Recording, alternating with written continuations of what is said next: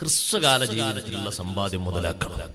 60 വയസ്സ് ജീവിച്ചാൽ 30 വയസ്സും രാത്രിയായി പോയി. പിന്നെന്താ ഉള്ളത്? 30 വയസ്സ് രാത്രിയല്ല, 60 30 രാത്രി. ഒരു 15 ശൈശവം, കുട്ടിക്കാലം, കൗമാരം, ബാല്യം ഇങ്ങനെ പോയി. അപ്പൊ 30 15 45. പിന്നെ ഒരു 10 വിവാഹം, വിവാഹാനന്തരം, അങ്ങനെ ഒരു 10 പോയി. എത്രയായി? 55. പിന്നെ എത്ര ബാക്കിയുള്ളത്? ഒരു 5. അത് ആകൂല, സുഖല്ല, ക്ഷീണാണ്, കഴിച്ചാൻ കഴിയൂല, ഓതാൻ കഴിയൂല, ഭക്ഷണം കഴിക്കാൻ കഴിയൂല, ഓതാൻ കഴിയൂല, ഒക്കെ ബുദ്ധിമുട്ടാണ്. ഉറങ്ങാൻ കഴിയും, ഭക്ഷണം കഴിക്കാനും വെള്ളം കുടിക്കാനും. ഇങ്ങനെ നമ്മുടെ ആയുസ് കഴിഞ്ഞു പോയാൽ പിന്നെ എന്തുണ്ടാകും? സമ്പാദ്യം എവിടെ? ആഖിറത്തിലേക്കുള്ള സമ്പാദ്യം എവിടെ?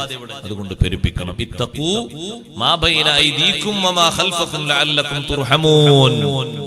മുൻകാലവും പിൻകാലവും നല്ലോണം ശ്രദ്ധിക്കണം, സൂക്ഷിക്കണം എന്ന് പറയപ്പെട്ടാൽ മുഖം തിരിച്ചു കളയരുത്.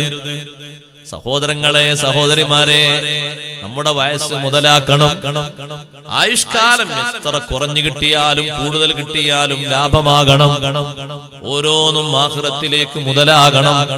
അള്ളാഹു നമ്മുടെ ആയുസ്സിൽ ബറക്കത്ത് തരട്ടെ. എല്ലാ സമയങ്ങളിലും അള്ളാഹു ധാരാളം ബറക്കത്ത് തരട്ടെ.